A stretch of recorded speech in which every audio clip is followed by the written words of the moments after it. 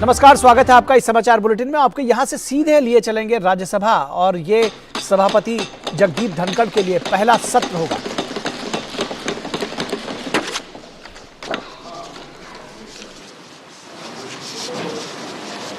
आदरणीय सभापति जी, आदरणीय सभी सम्माननीय वरिष्ठ सांसदगण, सबसे पहले मैं आदरणीय सभापति जी को आपको इस सदन की तरफ से और पूरे देश की तरफ से बहुत बहुत बधाई देता हूं।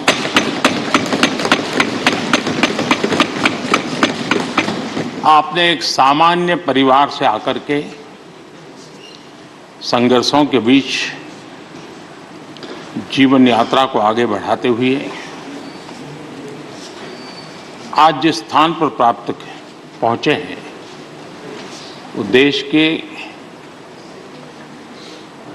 कई लोगों के लिए अपने आप में एक प्रेरणा का कारण है। इस उच्च सदन में इस गरिमामय आसन को आप सुशोभित कर रहे हैं और मैं कहूंगा कि किठाना के लाल उनकी जो उपलब्धियां लोग देश देख रहा है तो देश की खुशी का ठिकाना नहीं है।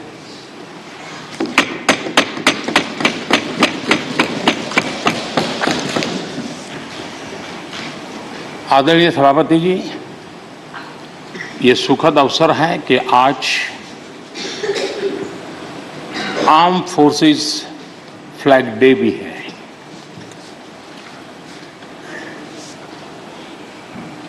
आदरणीय सभापति जी, आप तो झुंझुनू से आते हैं। झुंझुनू वीरों की भूमि है। शायद ही कोई परिवार ऐसा होगा कि जिसने देश की सेवा में अग्रिम भूमिका न निभाई हो।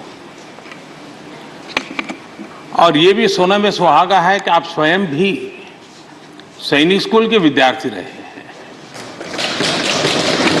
तो किसान के पुत्र और सैनिक स्कूल के विद्यार्थी के रूप में मैं देखता हूं कि आप में किसान और जवान दोनों समाहित हैं।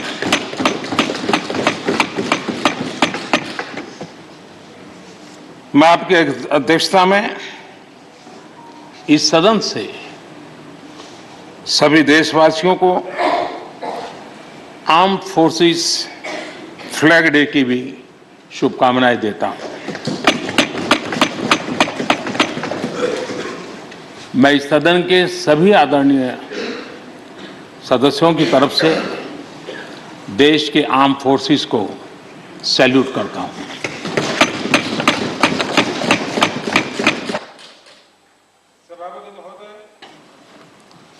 आज संसद का ये उच्च सदन एक ऐसे समय में आपका स्वागत कर रहा है जब देश दो महत्वपूर्ण अवसरों का साक्षी बना है। अभी कुछ ही दिन पहले दुनिया ने भारत को G20 समूह की मेजबानी का दायित्व सौंपा है। साथ ही ये समय अमृत काल के आरंभ का समय है। ये अमृत काल एक नए विकसित भारत के निर्माण का कालखंड तो होगा ही, साथ ही भारत इस दौरान विश्व के भविष्य की दिशा तय करने में भी बहुत अहम भूमिका निभाएगा। आदरणीय सभापति जी, भारत की इस यात्रा में हमारा लोकतंत्र, हमारी संसद हमारी संसदीय व्यवस्था उसकी भी एक बहुत महत्वपूर्ण भूमिका रहेगी। मुझे खुशी है कि इस महत्वपूर्ण कालखंड में उच्च सदन को आपके जैसा सक्षम और प्रभावी नेतृत्व मिला है। आपके मार्गदर्शन में हमारे सभी सदस्यगण अपने कर्तव्यों का प्रभावी पालन करेंगे। ये सदन देश के संकल्पों को पूरा करने का प्रभावी मंच बनेगा। आदरणीय सभापति महोदय, आज आप संसद के उच्च सदन के मुखिया के रूप में अपनी नई जिम्मेदारी का औपचारिक आरंभ कर रहे हैं। इस उच्च सदन के कंधों पर भी जो जिम्मेदारी है, उसका भी सबसे पहला सरोकार देश के सबसे निचले पायदान पर खड़े सामान्य मानवीय के हितों से ही जुड़ा है। इस कालखंड में देश अपने इस दायित्व को समझ रहा है और उसका पूरा जिम्मेदारी से पालन कर रहा है। आज पहली बार महामहिम राष्ट्रपति श्रीमती द्रौपदी मुर्मू के रूप में देश की गौरवशाली आदिवासी विरासत हमारा मार्गदर्शन कर रही है। इसके पहले भी श्री रामनाथ कोविंद जी ऐसे ही वंचित समाज से निकलकर देश के सर्वोच्च पद पर पहुंचे थे और अब एक किसान के बेटे के रूप में आप भी करोड़ों देशवासियों की, गांव, गरीब और किसान की ऊर्जा का प्रतिनिधित्व कर रहे हैं। आदरणीय सभापति जी, आपका जीवन इस बात का प्रमाण है कि सिद्धि सिर्फ साधनों से ही नहीं, साधना से मिलती है। आपने वो समय भी देखा है जब आप कई किलोमीटर पैदल चलकर स्कूल जाते थे। गांव, गरीब, किसान के लिए आपने जो किया वो सामाजिक जीवन में रहे हर व्यक्ति के लिए एक उदाहरण है। आदरणीय सभापति जी, आपके पास सीनियर एडवोकेट के रूप में 3 दशक से ज्यादा का अनुभव है।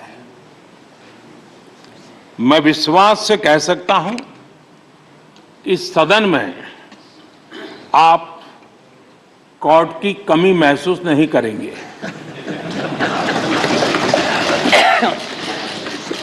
क्योंकि राज्यसभा में बहुत बड़ी मात्रा में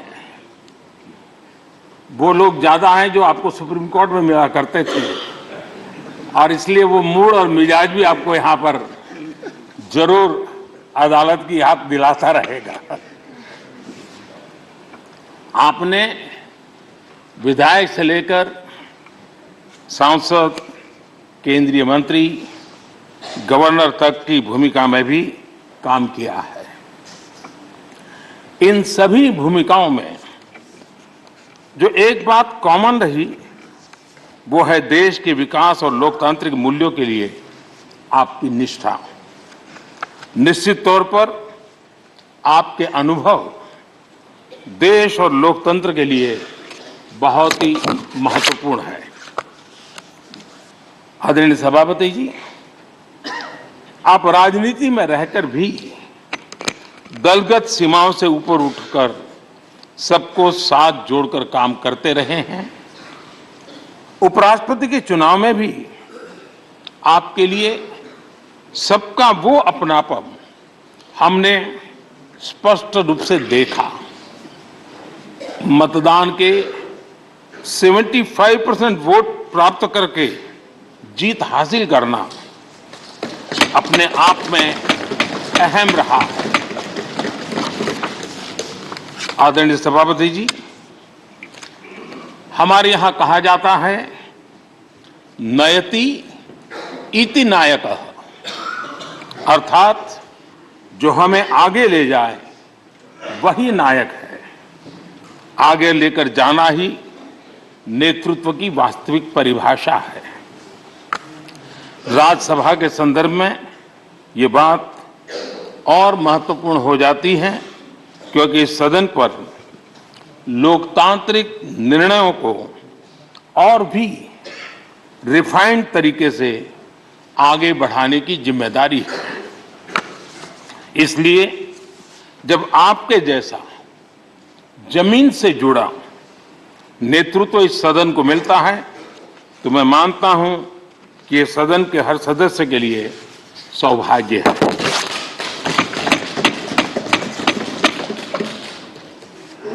आदरणीय सभापति जी, राज्यसभा देश की महान लोकतांत्रिक विरासत की एक संवाहक भी रही है और उसकी शक्ति भी रही है। हमारे कई प्रधानमंत्री ऐसे हुए जिन्होंने कभी न कभी राज्यसभा सदस्य के रूप में कार्य किया। अनेक उत्कृष्ट नेताओं की संसदीय यात्रा राज्यसभा से शुरू हुई थी। इसलिए इस सदन की गरिमा को बनाए रखने और आगे बढ़ाने के लिए एक मजबूत जिम्मेदारी हम सभी के ऊपर है। आदरणीय सभापति जी, मुझे विश्वास है कि आपके मार्गदर्शन में ये सदन अपनी इस विरासत को, अपनी इस गरिमा को आगे बढ़ाएगा, नई ऊंचाइयां देगा। सदन की गंभीर चर्चाएं, लोकतांत्रिक विमर्श लोकतंत्र की जननी के रूप में हमारे गौरव को और अधिक ताकत देंगे। आदरणीय सभापति महोदय जी, पिछले सत्र तक हमारे पूर्व उपराष्ट्रपति जी और पूर्व सभापति जी इस सदन का मार्गदर्शन करते थे और उनकी शब्द रचनाएं, उनकी तुकबंदी सदन को हमेशा प्रसन्न रखती थी। भाग लेने के लिए बड़ा अवसर मिलता था। मुझे विश्वास है कि आपका जो हाजिर जवाबी स्वभाव है वो उस कमी को कभी खलने नहीं देगा और आप सदन को वो लाभ भी देते रहेंगे। इसी के साथ मैं पूरे सदन की तरफ से, देश की तरफ से, मेरी तरफ से आपको बहुत बहुत शुभकामनाएं देता हूं। धन्यवाद।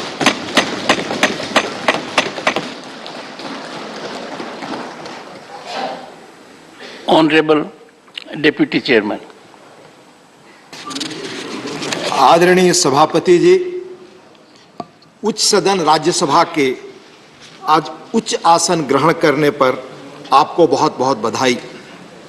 शीतकालीन सत्र के पहले दिन बहुत गर्मजोशी व आत्मीयता से आपका अभिनंदन। सदन के इतिहास में इस आसन पर बैठने वालों का गौरवपूर्ण इतिहास है।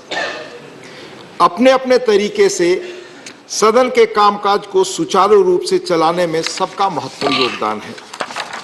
इनमें से कुछ लोग संसदीय बैकग्राउंड से थे, कुछ संसदीय जीवन के बाहर से भी आए, पर आपको पब्लिक और पार्लियामेंट्री लाइफ दोनों का विस्तृत अनुभव है।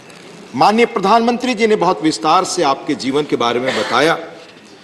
आप साधारण किसान परिवार में जन्मे, स्कूल की आरंभिक शिक्षा गांव में हुई। इसके बाद तरह तरह के संघर्ष व कठिनाइयों के बीच अपनी प्रतिभा के बल आप सैनिक स्कूल चित्तौड़गढ़ पहुंचे। वहां से प्रतिष्ठित महाराजा कॉलेज जयपुर से विज्ञान से स्नातक की पढ़ाई की। फिर लॉ की डिग्री आपने राजस्थान विश्वविद्यालय से ली। इसके बाद जिला स्तर से लेकर हाई कोर्ट और सुप्रीम कोर्ट तक लंबे समय तक वकालत की, यानी ग्रास रूट से लेकर ऊपर तक लीगल सिस्टम का भी लंबा और समृद्ध अनुभव आपको है। फिर आप विधानसभा और लोकसभा के सदस्य रहे, आप केंद्र सरकार में मंत्री रहे, जहां संसदीय मंत्रालय का कामकाज आपने संभाला, इसके बाद राज्यपाल का दायित्व भी संभाला। इस तरह गांव के परिवेश से निकलकर लीगल और संसदीय क्षेत्रों का लंबा और समृद्ध अनुभव लेकर आज आप इस मुकाम पर पहुंचे हैं। पुनः आपका अभिनंदन और बहुत बधाई। ऐसा मानता हूं कि आपके रिच एक्सपीरियंस के साथ लंबा सार्वजनिक जीवन आपको इस सदन के संचालन एवं माननीय सदस्यों के संरक्षक जैसी चैलेंजिंग भूमिका का बहुत बेहतर ढंग से निर्वाह में मदद करेगा। आपके सौम्य स्वभाव और व्यवहार कुशलता के संदर्भ में हिंदी मुहावरे को पुनः मैं रिपीट कर रहा हूं, जो माननीय प्रधानमंत्री जी ने कहा, सोने पे सुहागा जैसी बात है। सदन के कामकाज में हम सबका सहयोग आपको हमेशा मिलेगा। आपको पुनः बधाई व शुभकामनाओं के साथ अपनी बात खत्म करता हूं। आपने बोलने का मौका दिया, बहुत बहुत धन्यवाद। Honorable Leader of the Opposition.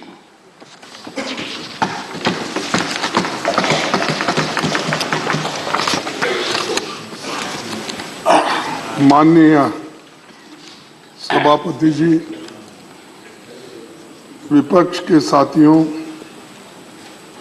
और अपनी ओर से मैं राज्यसभा के सभापति के रूप में आपका अभिनंदन करता हूं। देश के दूसरे सबसे बड़े संवैधानिक पद उपराष्ट्रपति की जिम्मेदारी आपने 11 अगस्त 2022 को संभाल ली थी।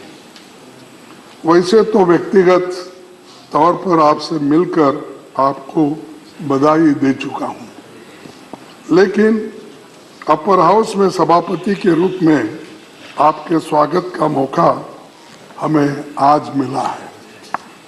प्रधानमंत्री जी ने आपके कामकाज के बारे में और व्यक्तित्व के बारे में बहुत कुछ हमें बताए और बहुत कुछ रोशनी उन्होंने डाली। मैं वो फिर से दोहराना नहीं चाहता। मैं एक जरूर कहना चाहता हूं कि अपर हाउस के संरक्षक के रूप में आपकी भूमिका बाकी भूमिकाओं से बहुत बड़ी है। आप जिस आसन पर बैठे हैं वहां देश के कई महान हस्तियां बैठ चुकी हैं। हमारे 6 सभापति बाद में भारत के राष्ट्रपति भी बने। आप भूमि पुत्र हो, जैसा कि प्राइम मिनिस्टर ने कहा कि किसान के पुत्र, तो मैं तो भूमि पुत्र कहूंगा। राजस्थान के एक गांव से उपराष्ट्रपति और राज्यसभा के सभापति जैसे बड़े ओहदे तक आप पहुंचे हैं। संसदीय परंपराओं को आप समझते हैं। 9वीं लोकसभा में आप चुने गए थे और पार्लियामेंट्री अफेयर्स मिनिस्टर में उपमंत्री रहे थे। राजस्थान विधानसभा में एमएलए और पश्चिम बंगाल में कई सालों तक आप राज्यपाल रहे। कोऑपरेटिव मूवमेंट में और कई खेल संगठनों में आप जुड़े रहे।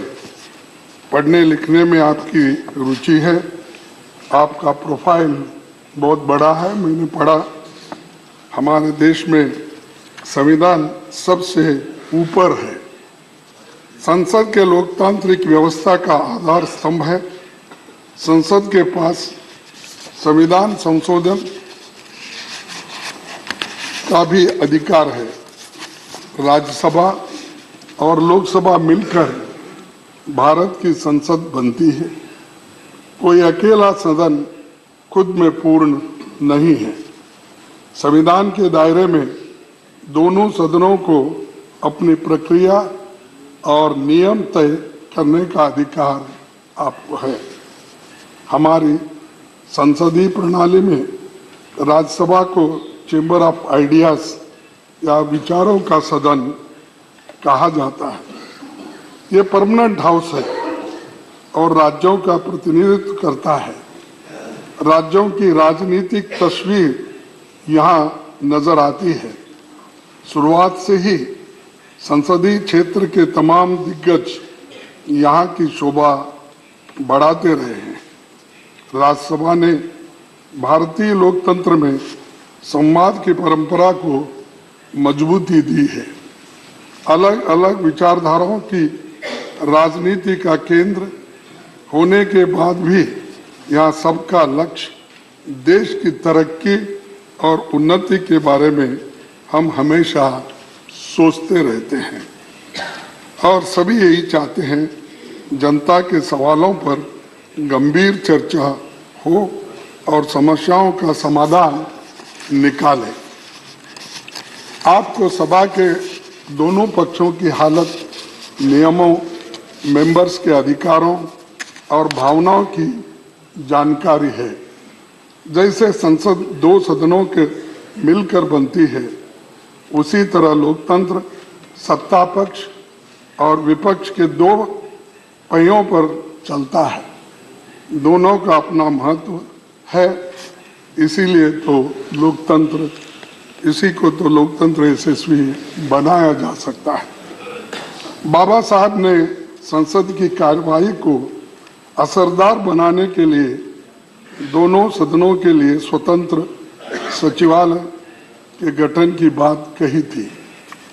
पंडित जवाहरलाल नेहरू जी के प्रयासों से राज्यसभा सांसदों को पब्लिक अकाउंट्स कमेटी और कमेटी ऑन पब्लिक अंडरटेकिंग्स जैसी फिनेंशियल समितियों की सदस्यता मिली थी।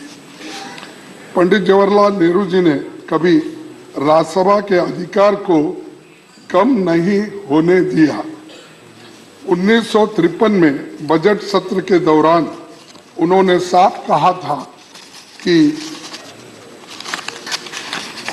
लोकसभा और राज्यसभा मिलकर भारत की संसद बनाते हैं। हमारे संविधान के अनुसार दोनों सदनों की अथॉरिटी के बीच मनी बिल्स को छोड़कर कोई अंतर नहीं है।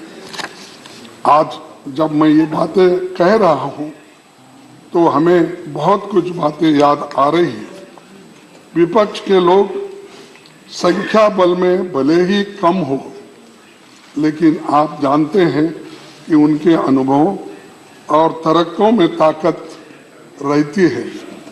लेकिन समस्या ये है कि इनकी जगह नंबरों की गिनती होती है, ना कि विचारों के बारे में सोचा जाता है। एक दूसरी दिक्कत ये भी है कि हाउस की सिटिंग्स कम होने के कारण जनता के मुद्दों पर चर्चा के लिए उचित समय नहीं मिल पाता। गरीबों, दबे कुचले और SC/ST, किसानों और अत्याचार के शिकार महिलाओं की हालत पर ढंग से बातें नहीं रख पाते और बिल्स भी बहुत जल्दबाजी में पास होते। पहले जहां संसद में साल के 100 दिनों से ज़्यादा चलती थी, अब 60 से 70 दिन भी नहीं चल पाती। लेकिन हमारी आबादी, अपेक्षाएं और समस्याएं बड़ी है। पिछले एक दशक का आंकड़ा देखें तो 2012 में संसद की सबसे ज़्यादा 74 सिटिंग्स हुई थी। इसके बाद 2016 में 72 सिटिंग्स हुई। हाउस में सिटिंग्स बढ़ेगी तो अच्छा नतीजा निकलेगा और मैं आपसे आशा करता हूं कि आपके नेतृत्व में चर्चा के दिन बढ़ेंगे। सभापति जी, आप तो कानून के जानकार हैं। आप इसे अच्छी तरह समझें कि कानून अगर जल्दबाजी में बनते हैं तो उनमें खामियां होते हैं और सुप्रीम कोर्ट, हाई कोर्ट के जो जजेस हैं उनकी टीका टिप्पणी भी हम पे होती रहती है।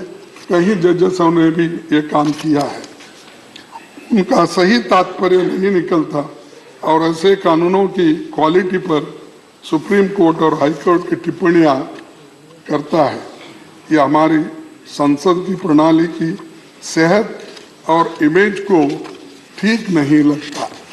तो इसलिए हम चाहते हैं कि बिल्स को ठीक से एग्जामिन करने के काम को सेलेक्ट, जॉइंट और निचले सदन में स्टैंडिंग कमेटी इस विभाग संबंधी संसदीय समिति को ज़्यादा से ज़्यादा भेजा जाए और बिल्स को इन समितियों में भेजे जाए, वहाँ इन पर विस्तार से चर्चा हो। राज्यसभा का यही मुख्य काम भी है। मैं इस संदर्भ में 13 मई 1952 में हुई राज्यसभा की पहली बैठक में सभापति डॉक्टर राधाकृष्णन जी की कही इस बात को जिक्र करना चाहूँगा।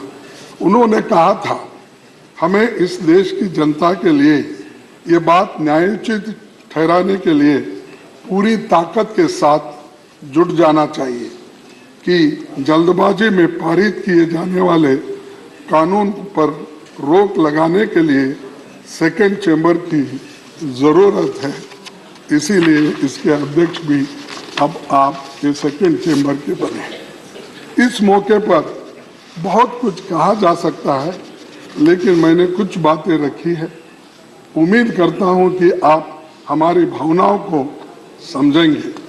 विपक्ष की ओर से हम यही कहना चाहेंगे कि आपको हम अपनी ओर से पूरा सहयोग देंगे।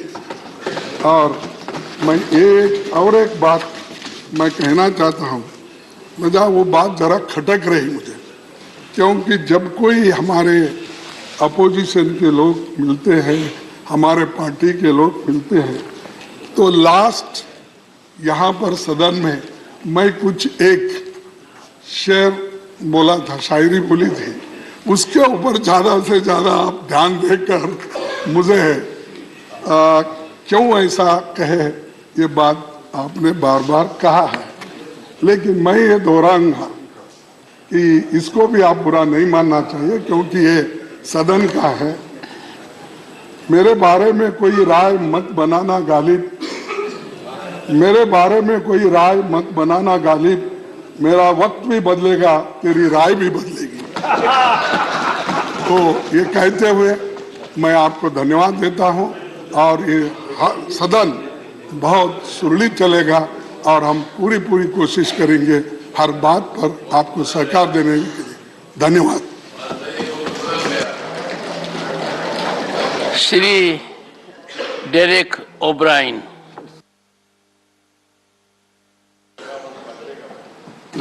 Just now I have informed the Secretary.